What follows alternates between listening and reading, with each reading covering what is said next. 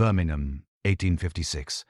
A respectable parlour, emerald wallpaper, newly applied, fashionable, expensive, modern. Within 6 months, the lady of the house reports burning eyes, headaches that will not cease, a throat that feels scorched. Her husband suffers identically. Even their parrot begins to droop. They flee to the seaside. The symptoms vanish. They return home. The sickness returns. Something in that house is hunting them. I am Mr. Ravenhurst, and tonight we venture into the most dangerous room in Victorian England.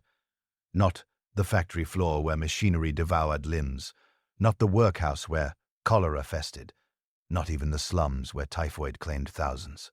No, the parlour, the drawing room, the very heart of domestic bliss.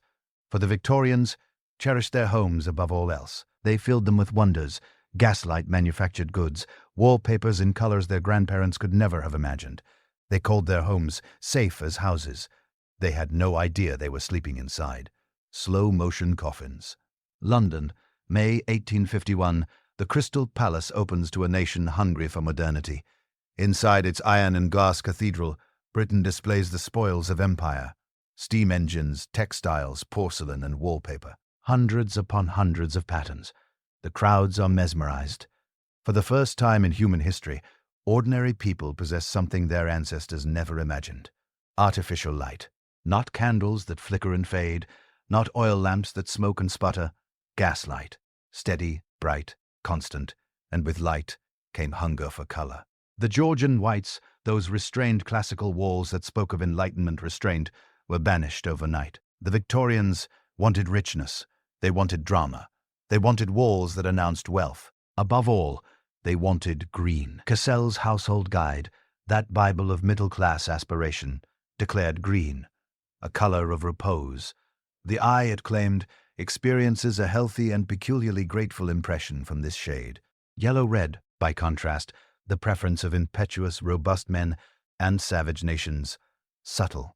Between 1834 and 1874, wallpaper production in Britain exploded from 1 million rolls annually to 32 million. 32 million rolls of paper, covering parlours, bedrooms, nurseries, every surface the middle classes could afford. And a most fashionable shade.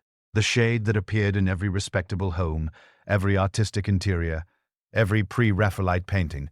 Shillelagh's green, that brilliant luminous Christmas tree green that didn't fade, didn't dull, didn't disappoint. Perfect. Or so they believed. 1775, a Swedish chemist named Carl Wilhelm Scheele is experimenting with copper compounds in his apothecary in Kim. He mixes sodium carbonate solution heated to near boiling with arsenic oxide, stirs constantly as the arsenic dissolves, then adds copper sulfate. The reaction is immediate. A precipitate forms, brilliant green unlike anything previously achieved. He filters it, dries the crystals, heats them gently. The color intensifies. This is copper arsenite, cupric hydrogen arsenite to be precise. And it possesses qualities that will make it the most desired pigment of the century. It is vivid, truly vivid, not the muddy greens achieved by layering blue over yellow, not shades that fade within months. This green is stable. This green is brilliant. This green is permanent. Within decades, Shield's green dominates European decoration. Wallpapers, fabrics, paints, artificial flowers, children's toys, even confectioner. By the 1850s, one British manufacturer estimates that 100 million square meters of Arsène wallpaper exist in British homes alone. Another vendor, catering to the Christmas trade, uses 2 tons of Sheila's green pigment every single week. The Victorians are not fools. They know arsenic is poison. Every household keeps white arsenic powder for rats and mice. Murder by inheritance powder appears regularly in newspapers. But this is different. The arsenic is bound to copper. It's in the walls, not in food. You'd have to eat the wallpaper. What they don't understand, what they cannot understand without microscopy and chemistry decades away, is that arsenic doesn't need to be swallowed to kill. It merely needs humidity, warmth, and time. Birmingham, 1856. A respectable couple, name unrecorded, status preserved, apply fashionable green wallpaper to 2 rooms of their home. The pattern is modern. The color is exact. The installation is professional. Within 1 week, both report symptoms. Inflamed eyes, Not pink irritation, deep inflammation, the kind that makes reading impossible, that makes gaslight unbearable. Headaches, persistent resistant to laudanum, building through the day until evening becomes torture. Sore throats, not illness, not infection. A sensation of burning, of rawness, of tissue being slowly scorched. Even their parrot begins to droop. They consult their physician, Dr. Hines, a careful man, a rational man. He examines them thoroughly. No fever, no signs of cholera, that great Victorian terror. No evidence of infectious disease.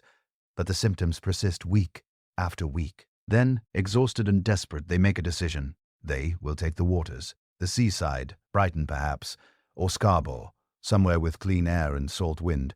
They depart within days. The symptoms vanish. Eyes clear, headaches cease, throats heal. The parrot recovers. They return home restored. The symptoms return. Now they suspect. Now they investigate. And they make the connection that will be Gin unraveling the great arsenical wallpaper scandal of Victorian Britain. The wallpaper. It must be the wallpaper. They are not alone. 1858. The Lancet reports the death of a 3-year-old boy. The child lived in a nursery decorated with emerald green flock wallpaper. Flocked wallpaper. Textured, fashionable, expensive. The investigation afterward reveals that the entire room was covered in arsenical dust. The picture frames, the shelves, the toys, every surface bears a fine coating of green powder. The child, naturally curious, had touched the walls, touched the toys, put his fingers in his mouth. He died of arsenical poisoning. Slowly, agonizingly, the accounts multiply. A London surgeon, Dr. W., named discreetly abbreviated, purchases Sheila's green wallpaper for his home. 6 months later, his wife is dead. The physicians suspect arsenic. The wallpaper is removed, analyzed, confirmed. Dr. Robert Brudenell Carter, Fellow of the Royal College of Surgeons, makes a grim declaration. He has reason to believe that 2 of his children died from arsenical wallpaper in their nursery. 2 children, a surgeon's children in a surgeon's home. If medical professionals cannot protect their own families, who is safe? The pattern becomes clear to observers willing to see it. Families move into newly wallpapered homes. Within weeks, they fall ill. Children waste away in bright green nurseries. Ladies develop mysterious weaknesses. Servants complain of constant headaches, persistent nausea. But remove them from the house. Symptoms improve. Return them. Symptoms recur. The walls are killing them. But how? For decades, the mechanism remains mysterious. Yes, flocked wallpaper sheds dust. Children licking walls might ingest arsenic, but many victims never touch the walls. Many deaths occur in rooms where the wallpaper is smooth, intact, undisturbed. Something else is happening. Something. Invisible. The answer arrives in 1891 from an Italian physician named Bartolomeo Gossio. Gossio is investigating the peculiar phenomenon. In certain homes, particularly damp homes, poorly ventilated homes, a strange smell develops. Garlic, unmistakable. But there is no garlic in these houses. The smell appears near wallpapered walls, particularly green wallpapered walls. Gossio conducts careful experiments. He takes samples of the mold growing in afflicted houses. He cultures them on potato mash mixed with arsenic oxide. The molds thrive, and they produce that smell, that distinctive garlic-like odor. More significantly, they produce gas. Go exposes a mouse to this gas. The mouse dies within seconds. Paralysis, nervous system collapse. Death. Go has discovered the mechanism. The fungus is Scopuloropsis brevisis, common, ubiquitous, harmless under normal circumstances. But in the presence of arsenical wallpaper in damp conditions, this fungus performs a transformation. It feeds on the wallpaper paste, the starch, the cellulose, and as it metabolizes, it converts the copper arsenite in the wallpaper into something far more deadly, a volatile arsenic compound, a gas. Go incorrectly identifies it as diethylorine. Later research, Frederick Challenger at the University of Leeds, 1932, correctly identifies the compound as trimethylorine. The chemistry is complex. The effect is simple. The fungus transforms solid arsenic in wallpaper into airborne poison. Every breath delivers arsenic directly to the blood. Victorian homes are perfect incubators for this process. They are damp. Coal fires produce condensation, no central heating, no dehumidifiers. The air inside barely circulates. Windows stay closed against London's notorious smog, against cold, against the filth of industrial streets. Warmth, humidity, darkness, fungal growth, the transformation is constant. Night after night, week after week, invisible clouds of trimethylurine accumulate in bedrooms, in nurseries, in parlor where families gather in evenings. They breathe it. Their children breathe it. The arsenic enters the bloodstream, accumulates in tissues, attacks the nervous system, the digestive tract, the liver. The symptoms are vague enough: headaches, nausea, weakness, that they resemble countless other Victorian ailments: neurasthenia, nervous exhaustion, female hysteria, cholera. Doctors diagnose everything except the truth. The walls are exhaling poison. Now we arrive at the most disturbing element of this chronicle: the denial, the resistance, the men who knew the truth and chose profit over lives. At the center, William Morris. Morris is venerated today as champion of handicraft, opponent of soulless industrialization, founder of the arts and crafts movement. His wallpapers hang in museums. His textiles fetch thousands at auction. His socialist writings inspire generations.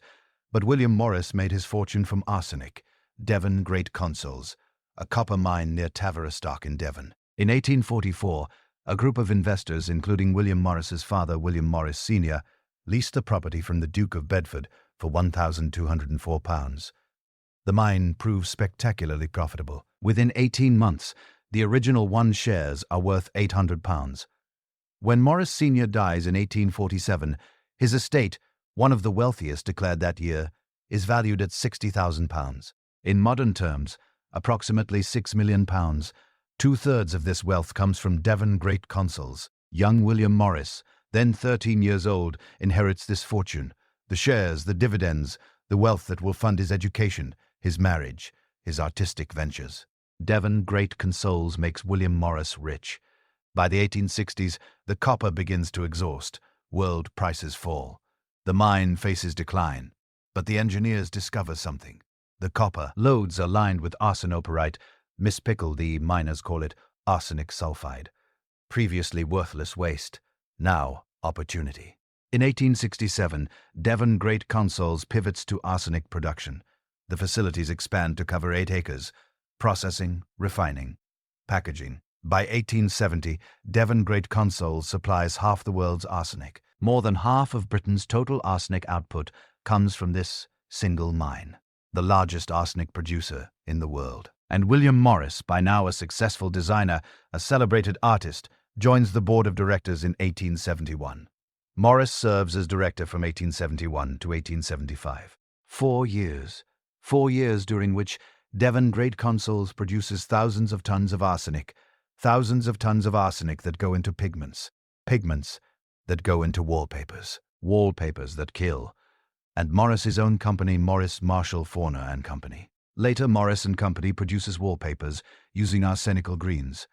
Professor Andy Maharag at the University of Aberdeen analyzed early Morris wallpaper samples using X-ray fluorescence in 2003.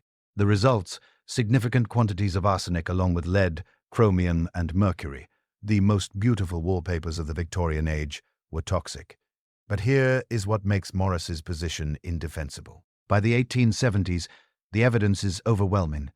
Medical journals document poisoning cases. The Lancet campaigns against arsenical wallpapers. Doctors testify. Families report. Children die. The connection is undeniable. Morris's response: denial. Complete denial. In 1885, years after he has left the board, years after he has stopped using arsenical pigments in his designs, he writes to his friend Thomas Wardle, "As to the arsenic scare, a greater folly it is hardly possible to imagine. The doctors were bitten as people were bitten by the witch fever." Witch fever. He dismisses documented poisoning deaths as hysteria, as medical incompetence, as fashionable panic. He calls it a hoax. Consider what this means. Morris knows the arsenic supply chain intimately. He's been a director of the world's largest arsenic producer. He knows arsenical pigments go into wallpapers. He knows people are dying. And he calls it folly. Why? Partly conviction. Morris genuinely believes the danger is exaggerated. Many Victorian doctors do share his skepticism. The mechanisms aren't fully understood. The symptoms resemble other diseases, but partly economics. Devon Great Consols pays directors 100 guineas annually. By 1880, this increases to 500 guineas, approximately £25,000 in modern terms. Morris's arsenic investments have made him wealthy. His artistic freedom, his socialist activism, his ability to produce expensive handcrafted goods for wealthy clients, all funded by arsenic. Admitting the danger means admitting complicity. Morris cannot admit complicity. The turning point arrives from the very top. 1879. A visiting dignitary, likely diplomatic identity, discreetly unrecorded, stays overnight at Buckingham Palace. The following morning he fails to appear for his scheduled meeting with Queen Victoria. This is problematic. One does not keep the Queen waiting. When staff investigate, they find him violently ill. Nausea, vomiting, weakness, unable to stand. The palace physicians attend. They examine the guest quarters, the bedroom specifically. The wallpaper is green, fashionable emerald green. They test it. Arsenical. Victoria is, according to palace records, quite put out. Not by the illness particularly, but by the breach of protocol, the embarrassment of a guest falling ill under royal hospitality. She issues an order, immediate, non-negotiable. Every room in Buckingham Palace is to be stripped of green wallpaper. All of it, without exception. The work begins within days. When the newspapers report that the Queen herself has banned arsenical wallpaper from the royal residence, public opinion shifts. If Buckingham Palace isn't safe, is any house safe? Sales of green wallpapers collapse. Manufacturers, reading market signals rather than medical evidence, begin advertising arsenic-free wallpapers. By the 1880s, new pigments replace Shields green, zinc green, chromium oxide, safer alternatives that don't require acknowledging past deaths. The transition is economic, not moral. The British public, using the power of their wallets, accomplish what Parliament refused to legislate because, and this is critical, arsenic wallpaper is never officially banned in Britain. Never. The National Health Society drafts legislation in the 1880s requesting total prohibition of arsenic in household products. A physician member of Parliament receives it, reads it, and dismisses it. Parliament never debates it. No British law ever bans arsenic in wallpaper. The industry simply moves on quietly without admitting fault. How many died? We will never know. The symptoms of chronic arsenic poisoning mimic so many other Victorian ailments. Wasting disease, nervous exhaustion, consumption, cholera. No Victorian death certificate reads killed by wallpaper, but we can estimate 100 million square mi of arsenical wallpaper in British homes by the 1850s. Professor Mahag's analysis shows that a typical Victorian drawing room, 100 m of wall space, could contain 2.5 kilograms of arsenic. 2.5 kilograms. Enough to kill hundreds. And that's just one room. The nurseries with their bright green walls, the bedrooms where families slept, the parlors where they gathered, hundreds of thousands of homes, millions of people exposed for decades. Arsenic is a Class 1 carcinogen. Chronic exposure causes cancer, organ failure, neurological damage. Even non-lethal doses cause permanent harm. The Victorian wallpaper industry led more people than we can ever document. Killed them slowly, invisibly, while insisting the product was safe. And the cruelest element, the victims were told they were imagining it. Hysterical, weak, susceptible to fashionable panics. When they reported symptoms, when they connected their illness to their newly decorated homes, they were dismissed, even by doctors, even by the very men profiting from their suffering. Today, samples of Victorian arsenical wallpaper reside in museums behind glass with warnings. The Victoria and Albert Museum, the St. Louis Art Museum, collections worldwide preserve these beautiful, deadly artifacts. Tested with X-ray fluorescence, they still register dangerous levels of arsenic, still toxic 150 years later. The pigment doesn't degrade. The poison remains. William Morris's wallpapers hang in galleries, admired, studied, valued. But we know now what the Victorians couldn't see, that beneath the beauty was complicity, that the aesthetic movement was funded by poison, that progress and death were manufactured in the same facilities. The walls of the Victorian home were not safe as houses. They were slow-motion coffins, exhaling arsenic every night while families slept, trusting that their modern, scientific, progressive age would protect them. It didn't. The Emerald Deceiver claimed its victims in silence, and the men who knew, The directors, the manufacturers, the chemists said nothing, or worse, they called it witch fever. London, 1807. Palm becomes the first street in the world to be illuminated by gaslight. The effect is transformative. For millennia, humanity has lived by the rhythm of the sun. When darkness falls, activity ceases, work stops, reading becomes difficult, social life contracts to the small circle of candlelight or the uncertain flicker of oil lamps. But now there is light, constant, bright, controllable gas. William Murdoch, engineer, inventor, pioneer, has demonstrated that coal, when heated in the absence of air, releases a flammable vapor. Capture this vapor, pipe it through iron tubes, ignite it at control points, and you have the future. By the 1820s, gaslight illuminates London's major thoroughfares. Shops stay open later. Factories extend their working hours. The city, for the first time in human history, does not sleep. By the 1840s, gas reaches private homes. Middle-class parlors glow with gasoliers, those magnificent chandeliers adapted for gas. Their multiple burners producing light equivalent to dozens of candles. No more fumbling with matches, no more trimming wicks, no more smoke-blackened ceilings from tallow candles. Simply turn the valve. Light appears. This is progress. This is modernity. This is the Victorian age conquering darkness itself.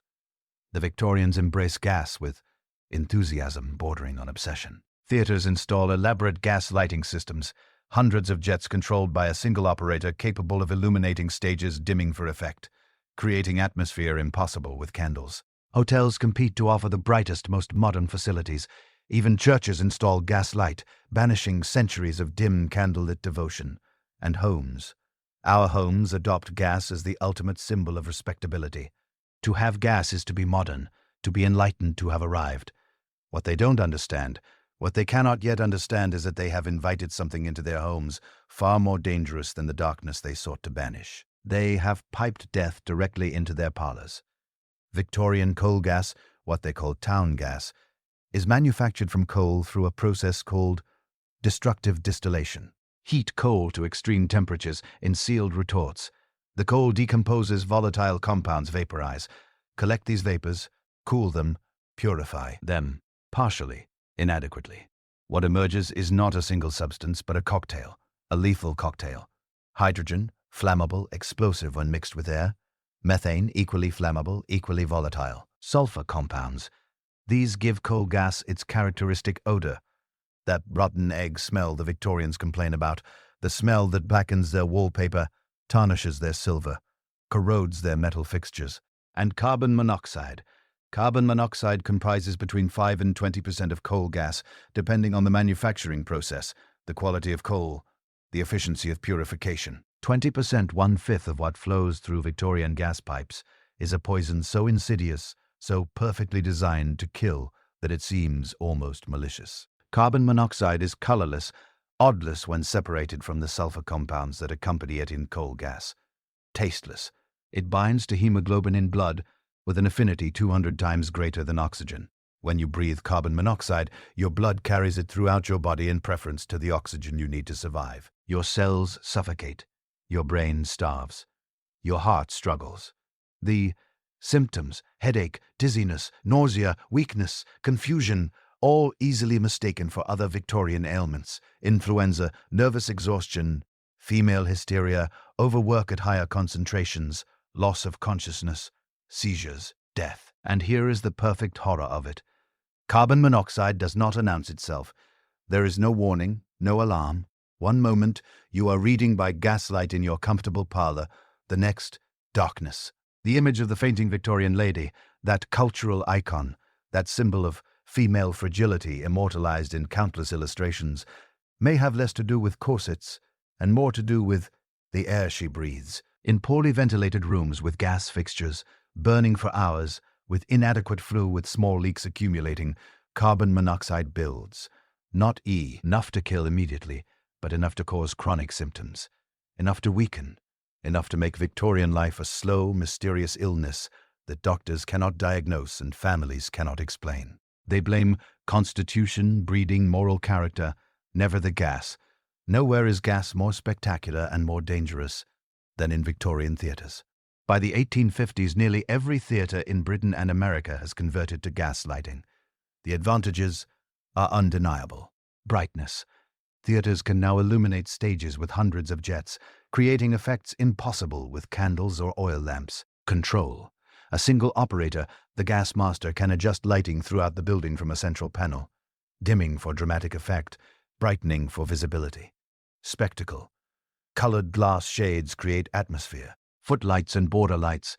Those rows of jets along the stage make actors visible from every seat. But the dangers multiply with every installation. Consider the mechanics. Border lights must be positioned close to stage scenery. Painted canvas, wood frames, fabric drops, all flammable. Wing lights stand in the wings themselves, surrounded by actors in costume, silk, wool, cotton. Crinoline stiffened with wire, capable of catching fire and trapping the wearer. Foot lights the front of the stage, separated from the audience by nothing but air, and every single jet must be lit individually. The gas boy, usually a young man or teenager, walks along rows of jets with a flaming taper on a long pole. As he moves, gas escapes from jets not yet ignited. Gas accumulates, mixes with air, waits. One spark, one miscalculation, one gust of wind from an open door and ignition. September 5th, 1887. Theatre Royal exit. The evening performance of Romany Rye, a melodrama by Wilson Barrett, is underway. The theatre is packed, every seat sold. Standing room crowded. Backstage, a gas jet sets fire to Gore's scenery. The flames spread rapidly. Canvas drops ignite. Wood frames catch. Paint, often mixed with flammable solvents, accelerates the fire. Smoke fills the theatre, thick black, suffocating. The audience panics. The exits. There are too few, too narrow, designed for an earlier era before theatres regularly accommodated hundreds. No fireproof curtain separates stage from auditorium. The flames reach the seating area unimpeded. No adequate fire buckets, no hydrants with sufficient pressure, no organized response. 186 people die, most from smoke inhalation. Many crushed in the stampede for exits. Some burned. The investigation afterward reveals familiar patterns. Inadequate safety measures, too few exits, gas jets positioned too close to flammable materials, no proper ventilation, cost-cutting, profit over safety. The theatre had been built cheaply, maintained inadequately, operated recklessly. Glasgow, 1884. The working-class entertainment, crowded, noisy, popular. During a performance, someone, James Turner, according to later testimony, shouts a single word: fire. There is no fire, no smoke, no danger. But the word alone is enough. Panic, instantaneous, absolute. The gallery empties. Hundreds surge toward the stairways, too narrow, too steep, built to hold far fewer than currently occupy them. People fall, others pile on top. The weight becomes unbearable. When the stampede ends, 7 are dead, 14 seriously injured, crushed, suffocated. James Turner is charged with culpable homicide.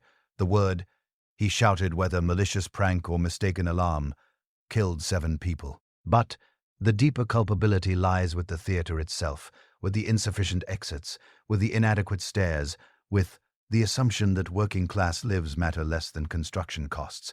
These are not isolated incidents. Between 1800 and the widespread adoption of electric lighting in the late 1800s, several hundred theatres burn in America and Europe. Hundreds. The Brighton Theatre, the Adelphi, Covent Garden, twice, Drury Lane, multiple times throughout its history. Some fires kill dozens. Others destroy only property. All share common causes: gas, flammable materials, inadequate safety measures, profit prioritized over protection. And always the victims are blamed. Actors for standing too close to jets, audience members for panicking, gas boys for carelessness. Never the theatre owners who built inadequate exits. Never the companies that supplied volatile gas. Never the system that allowed such negligence. Theatres attract attention. Disasters involving hundreds make newspapers, inquests, investigations. But domestic gas accidents, these happen quietly, one family at a time, one house, one death. The newspapers report them briefly, a paragraph, sometimes merely a line. Gas explosion in Whitechapel. Family overcome by fumes in Shoreditch. Child burned in domestic accident. The accumulated toll impossible to calculate. Invisible. Unrecorded. But the pattern is clear. The Victorian gas industry operates with minimal regulation. Multiple companies compete for customers. Competition drives innovation and negligence. Pipes are laid hastily. Workmanship is poor. Joints crack, connections fail. Some failures result from accident, others from deliberate sabotage. Rival companies fracturing competitors' pipes to steal customers to cause supply failures to gain advantage. The result: low pressure, inconsistent supply, and leaks. Gas accumulates in underground spaces, in cellars, in wall cavities, in enclosed rooms. One spark, one candle, one friction match struck carelessly. Explosion.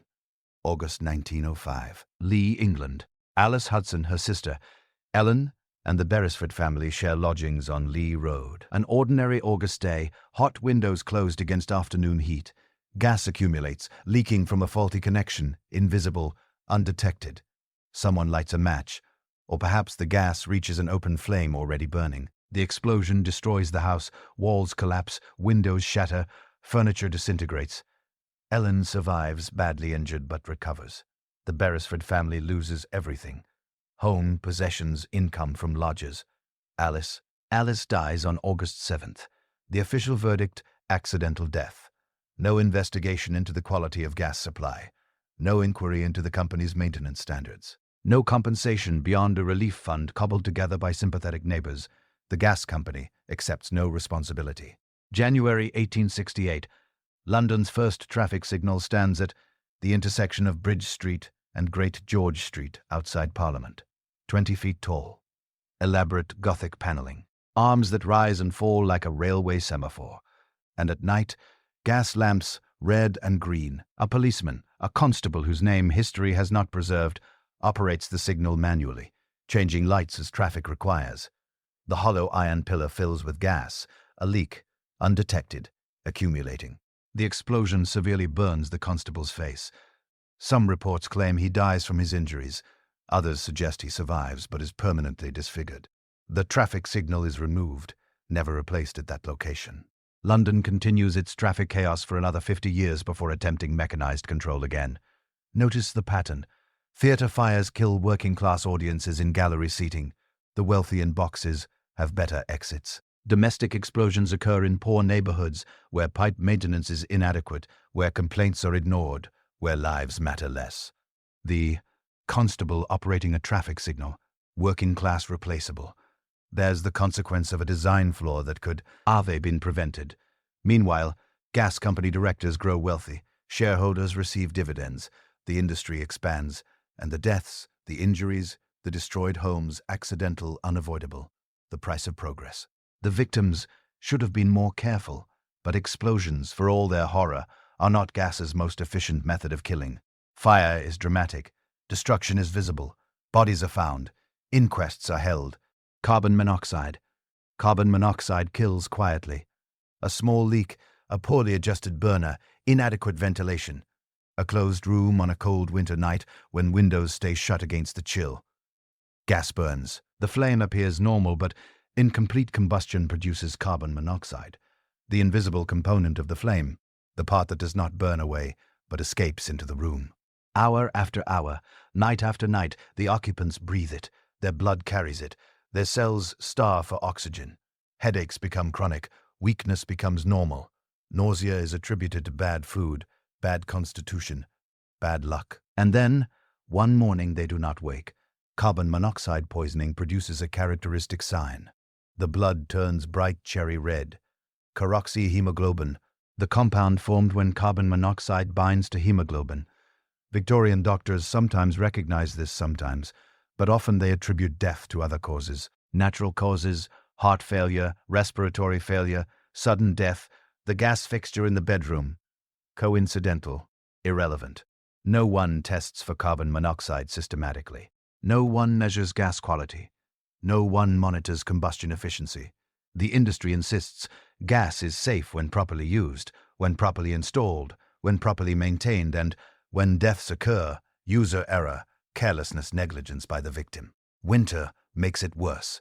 Coal fires burn in grates, consuming oxygen. Gas fixtures burn throughout the house, consuming more oxygen. Windows stay closed, doors remain shut. Ventilation is minimal, the air becomes depleted, oxygen levels drop. Carbon monoxide accumulates. The famous Victorian fainting spells, perhaps not entirely due to corsets or female delicacy. Perhaps women who spend more time indoors, who oversee households, who breathe gas-laden air day after day, are not weak, but poisoned. Perhaps the chronic invalidism that afflicts so many Victorian families has less to do with constitution and more to do with the air in their fashionable gaslit homes. We will never know the true toll. Victorian death certificates do not list carbon monoxide poisoning as cause of death. The condition is poorly understood. The testing is non-existent. Deaths attributed to heart failure, respiratory failure, natural causes in homes with gaslighting. How many were actually gas poisoning? Chronic illnesses, persistent weakness, the mysterious maladies that confined Victorian women to bed rest, that sent families to seaside resorts for fresh air, that miraculously improve their health. Remove them from gaslit homes and symptoms vanish. Return them and symptoms recur. But no one makes the connection systematically. No one investigates comprehensively. No one compels the industry to improve safety because gas means progress. Gas means modernity. Gas means profit. And these things matter more than lives. 1814. The gasworks in Westminster explodes. The Royal Society, Britain's premier scientific institution, appoints a committee to investigate their findings. Gasworks are dangerous.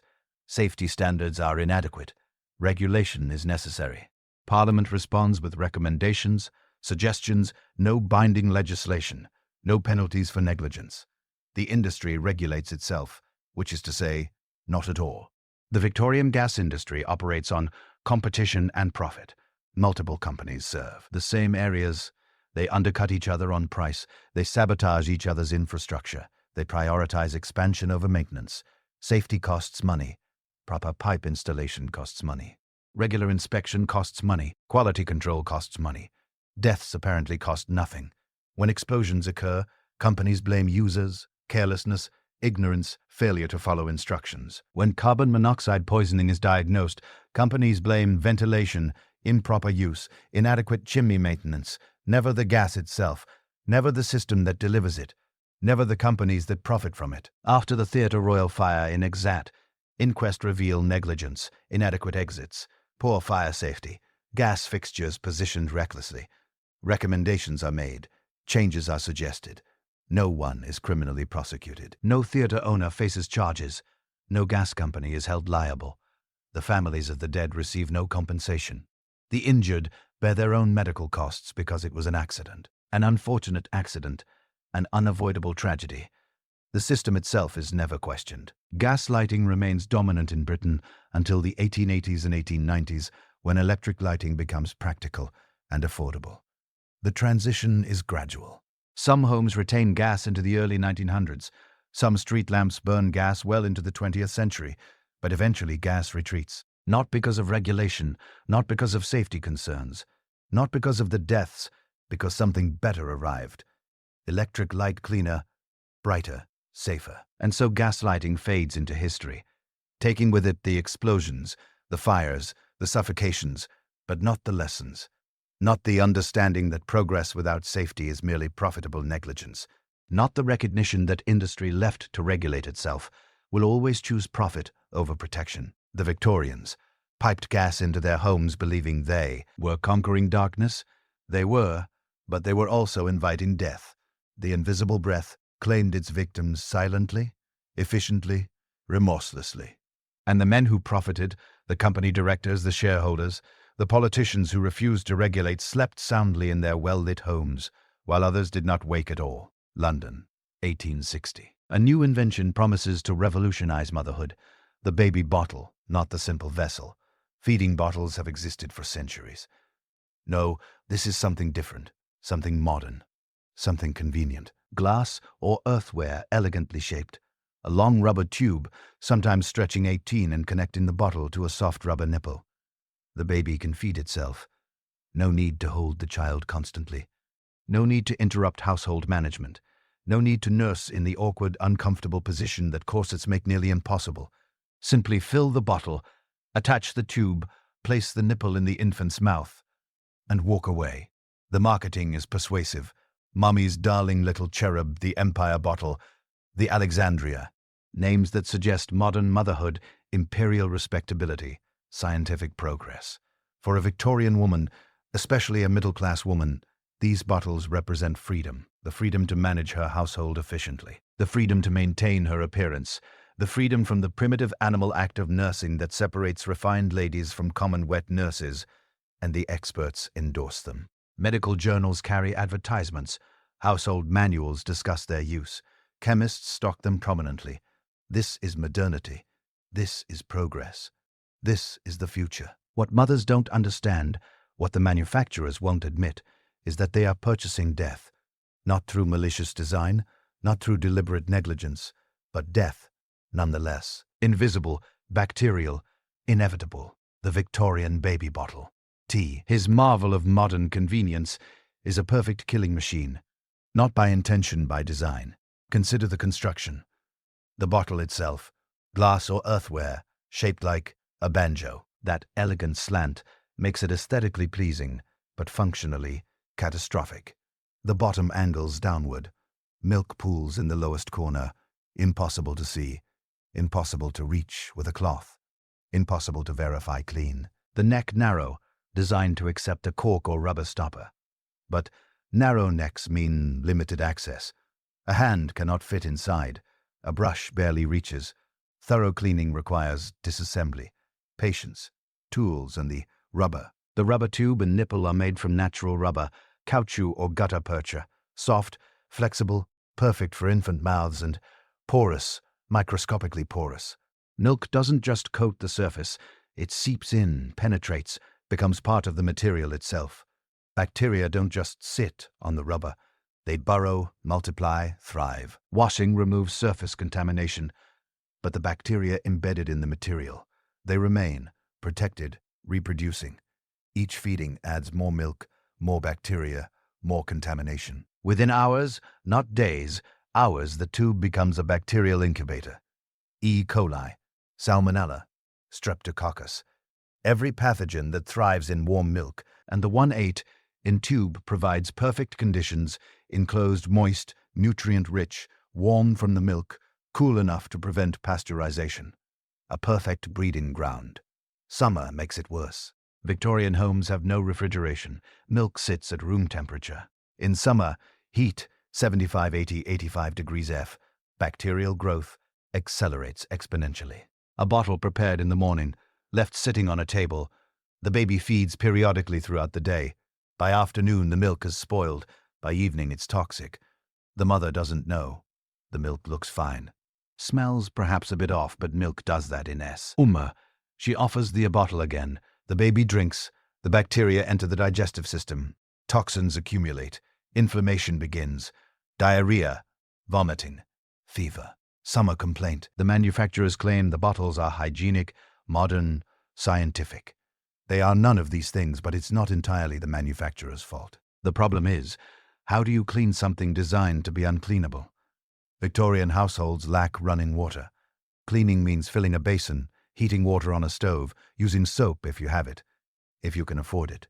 Sterilization. The germ theory of disease is still controversial in the 1860s and 1870s. Pasteur's work is recent. Lister's antiseptic techniques are just being introduced to surgery. The concept that invisible organisms cause disease is radical, not yet accepted by everyone, not yet understood by most mothers. Mrs. Beeton, Isabella Beeton, that authority on Victorian household management, does provide instructions. Her book of household management, published in 1861, includes detailed guidance on bottle feeding. She recommends the nursing bottle should be thoroughly washed and cleaned every day and always rinsed out before and after using it. The warm water being squeezed through the nipple to wash out any particles of food that might lodge in the aperture. Victorian London daily washing. Water squeezed through the nipple. Rinsing before and after use. This is actually reasonable advice for the era. But there's a critical problem. Mrs. Beeton also states, when once properly adjusted, the nipple need never be removed till replaced by a new one, which will hardly be necessary, often than once a fortnight. The nipple stays attached for 2 weeks, never removed. Daily washing means squeezing water through it, but never disassembling, never scrubbing the interior, never verifying the rubber itself is clean, because removing it is inconvenient. NT requires retying, might damage the delicate rubber. And that is the fatal flaw.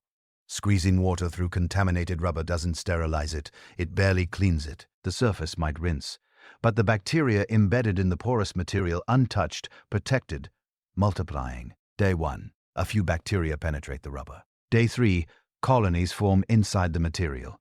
Day 7, the entire nipple is contaminated throughout. Day 14, replacement time. Finally, a new nipple clean for now. And the cycle begins again. Even mothers following Mrs. Beaton's instructions, carefully washing daily, rinsing thoroughly, cannot prevent bacterial contamination. The design makes it impossible. They call it summer complaint. Every year, predictably, when the weather turns hot, infants begin to die. Diarrhea, vomiting, high fever, convulsions, rapid deterioration. A healthy child in the morning, violently ill by afternoon, dead within 48 hours. The official medical term is cholera infant. But everyone knows it as summer complaint, the disease of the season. Doctors don't understand why it happens. They theorize, debate, publish papers. Some blame the heat itself. Perhaps infants' constitutions cannot withstand summer temperatures. Others suggest overfeeding, bad air, miasma, moral deficiency in the mother. A few suspect the milk. But they focus on cow's milk quality, whether it should be boiled, how it should be diluted. The bottles, those modern scientific hygienic bottles, rarely questioned. The pattern is undeniable to anyone paying attention. Bottle-fed babies die at vastly higher rates than breastfed babies. Urban babies, where bottle feeding is more common, die more frequently than rural babies. Summer deaths spike when heat accelerates bacterial growth in milk. Between 1855 and 1880, infant mortality in England and Wales averages 140 to 160 deaths per thousand. Births, 14 to 16%. In urban industrial areas, places like Stoke-upon-Trent, the rate climbs to 180, sometimes 220 per thousand. Nearly 1 in 4, approximately 1 in 6 children dies before their first birthday in 1840, and summer complaint is a leading cause. The mechanism understood decades later is simple. Bacteria, E. coli, Salmonella, Shigella, and others thrive in warm milk. The long rubber tubes and unwashed nipples provide perfect breeding grounds. The baby drinks. Bacteria enter the digestive system. Toxins damage the intestinal lining. Diarrhea begins. Severe, watery, constant. Dehydration follows. For a small infant weighing perhaps 10 or 15 pounds, losing even 10% of body weight to fluid loss is catastrophic. The heart struggles, the brain suffers, organs fail, death within 48 hours, sometimes faster.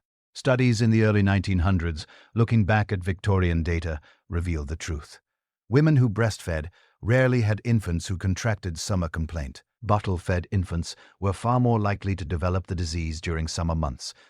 The evidence is overwhelming, undeniable, but in the Victorian era, ignored, because admitting the truth would require admitting that modern scientific progress was killing babies and that cannot be acknowledged. The deaths are not distributed equally. They never are. Wealthy Victorian families can afford wet nurses, healthy, well-nourished women whose sole job is infant care. Their babies are breastfed. Their survival rates are significantly better. The upper classes largely avoid murder bottles. Middle-class families aspiring to gentility, imitating aristocratic refinement, desperate to demonstrate respectability, embrace bottle feeding enthusiastically. They can afford the bottles, the formula, the appearance of modernity, but they cannot afford wet nurses, and breastfeeding is common, primitive, something servants do. So they buy the bottles, follow the instructions, trust the manufacturers, and bury their babies. And working-class mothers, they have no choice. They must work. Factories don't provide nurseries. Employers don't allow breaks for nursing. Wages require full-day labor. The bottle is not a convenience. It's a necessity. The cheapest bottles, the simplest formula, often just cow's milk and water, sometimes thickened with flour. No wet nurses, no leisure for proper cleaning, no time for anything except survival. Their babies die at the highest rates, not because these mothers care less, not because they're less capable, but because poverty compounds every risk, amplifies every danger. The bottle that kills a middle-class infant quickly kills a working-class infant faster. The manufacturers bear no responsibility. When babies die, it's blamed on the mother.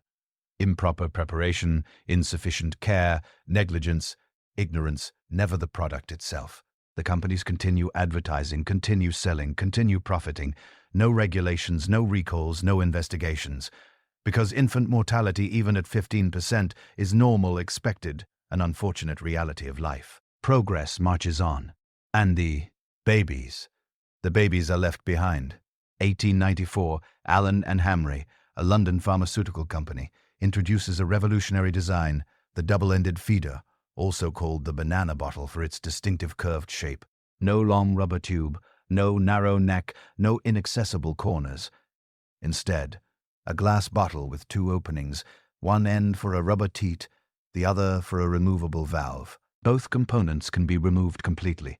The entire bottle can be disassembled, washed thoroughly, scrubbed, inspected, verified clean. The valve allows air to enter as the baby sucks, maintaining steady flow without the 1/8 in death tube. They market it as most easily cleansed, the hygienic bottle, and it works. Babies fed from these bottles survive at significantly higher rates. The difference is dramatic. Competitors copy the design. By 1900, improved versions like the Allenbury feeder become standard. The banana bottle remains popular until the 1950s. Finally, a safe bottle, a genuinely modern solution. Progress at last that doesn't kill. But here's the unbearable reality. The old bottles, the murder bottles, continue to sell well into the 20th century. Despite the safer alternative being available, despite doctors condemning the old design, despite the deaths. Why? They're cheaper, familiar, already owned, and the manufacturers keep producing them because demand exists.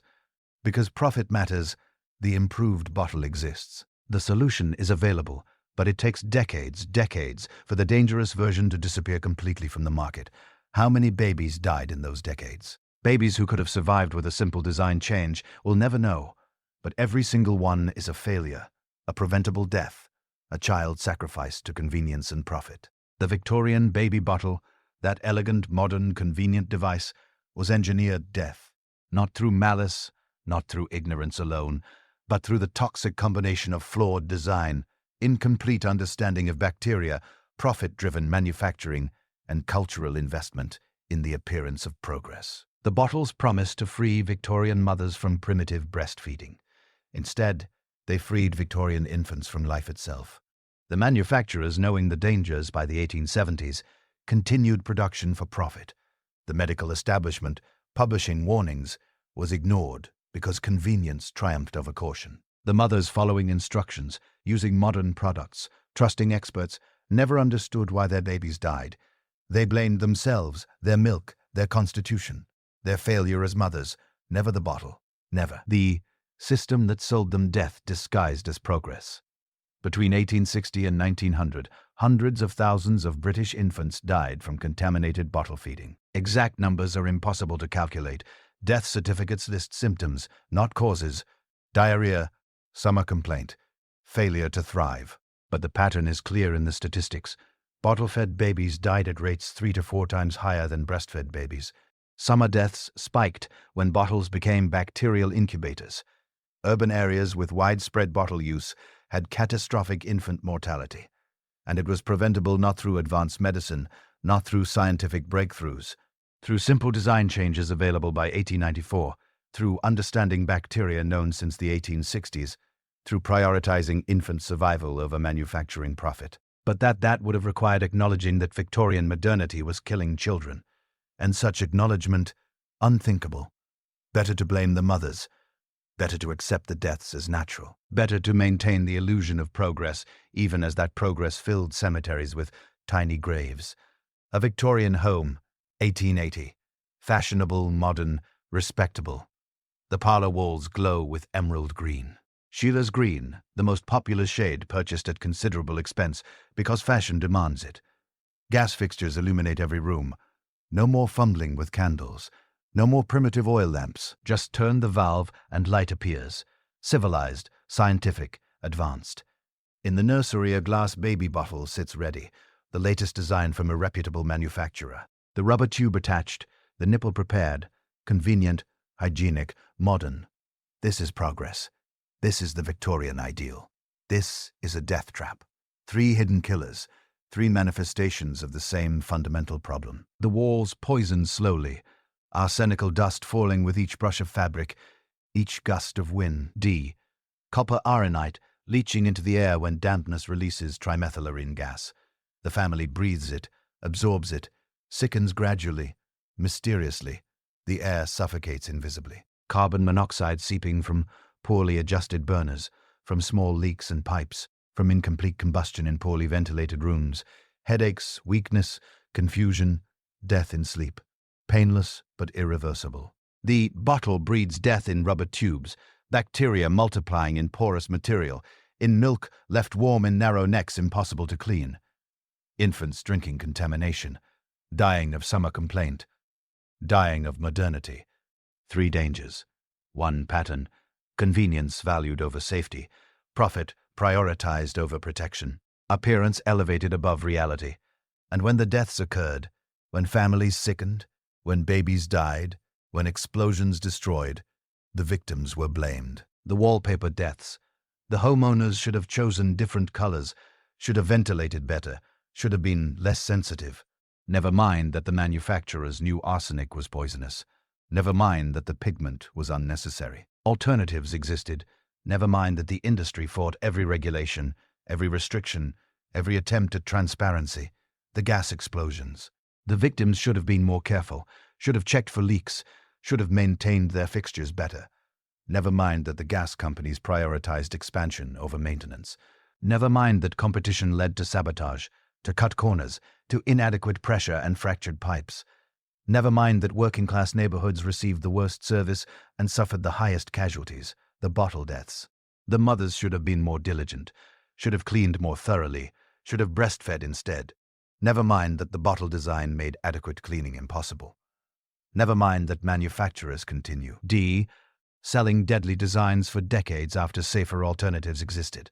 Never mind that working-class mothers had no choice, no time, no resources for anything except survival. The pattern repeats. The victims are blamed.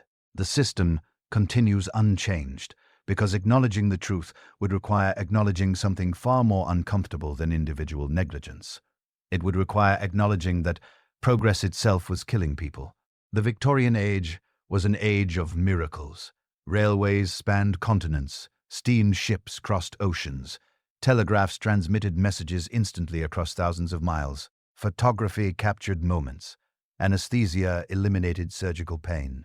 Industrialization created wealth beyond previous imagination. Progress seemed inevitable, unstoppable, divinely ordained. But every miracle had a cost. The railways were built by laborers who died by the thousands. Cave-ins, explosions, exhaustion, their deaths were acceptable, the price of progress. The factories produced unprecedented wealth, while workers breathed toxic fumes, lost limbs to machinery, died young of occupational diseases, acceptable losses, necessary sacrifices. The cities grew magnificent. Gas-lit boulevards, grand department stores, imposing public buildings built on slums, where cholera and typhoid raged, where infant mortality exceeded 50%, where life expectancy for the poor was half that of the wealthy. And the homes, the respectable middle-class homes, where Victorian families pursued domestic perfection. They were lined with poison, filled with explosive gas, stocked with bacteria breeding bottles. But these deaths were inconvenient. They undermined the narrative of progress. They suggested that modernity might not be entirely beneficial. So they were ignored, minimized, blamed on individual failing rather than systemic design. The cost of progress was paid in bodies and the Victorians simply refused to count them. Eventually change came not through regulation, not through corporate responsibility, not through moral awakening, through replacement. Arsenic wallpaper disappeared, not because it was banned, but because synthetic dyes made other colors equally vibrant and cheaper to produce. The deaths became unnecessary for profit. Gaslighting was replaced not because it was dangerous, but because electricity was brighter, cleaner, more efficient. The deaths became obsolete.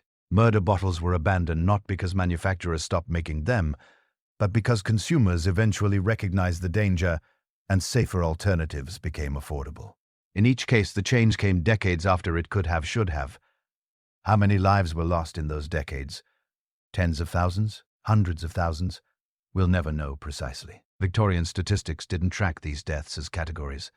They were scattered across respiratory failure, mysterious illness, infant mortality, accidental death. But we know this.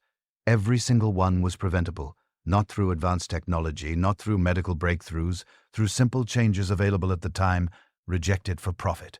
We look back at the Victorians with incredulity. How could they paper their walls with poison? How could they pipe explosive gas into every room? How could they feed their babies from bacteria-breeding bottles? How could they not see the danger? But they did see it. Some of them doctors warned, scientists studied, victims testified. They saw. They knew. They simply valued other things more: profit, convenience, the appearance of modernity, the maintenance of economic systems that benefited the wealthy at the expense of the vulnerable. And if that sounds familiar, it should. We make the same calculations today, different dangers, same patterns. We know that climate change threatened millions. We continue fossil fuel consumption. We know that certain food additives may be harmful. We prioritize shelf life and convenience. We know that some manufacturing processes poison workers and communities. We prioritize cheap production. We are in this regard no different than the Victorians papering their walls with arsenic. We know we choose convenience. Anyway, we blame victims when the costs become visible, and we call it progress. The Victorian home, that monument to progress, that temple of domestic perfection, was a beautiful lie. Beautiful wallpaper that poisoned, beautiful gaslight that exploded, beautiful bottles that killed. The beauty was real. The danger was real. Both could be true simultaneously. And that perhaps is the real lesson of the poisoned parlor. Progress is not inherently good. Modernity is not automatically safe. New is not synonymous with better. Every advancement carries costs. The question is not whether costs exist, but who pays them. In Victorian Britain, the costs were paid by children breathing arsenical dust, by families sleeping in carbon monoxide, by infants drinking from contaminated bottles. They paid with chronic illness, with shortened lives, with deaths that came too early, too painfully, too unnecessarily. And the people who profited, the manufacturers who sold the wallpaper, the gas, the bottles, they paid nothing, bore no responsibility, faced no consequences. They simply moved on to the next product, the next innovation, the next promise of progress, leaving behind, in parlor and nurseries and cemeteries across Britain, the evidence of what progress really costs. When no one is counting, the emerald walls still gleam in museum collections, preserved carefully now behind glass, labeled toxic. The gas fixtures have become antiques, decorative, disconnected from their deadly purpose. The murder bottles sit in medical museums, curiosities, evidence of a more primitive time. We call it history. We call it cautionary. We call it the past. As if we've learned the lesson, as if we've stopped trading safety for convenience, as if we've stopped letting the vulnerable pay the costs of progress. We haven't. We've simply moved on to different poisons, different dangers, different victims. The pattern continues. And the parlor are still poisoned. We've just stopped looking at the walls.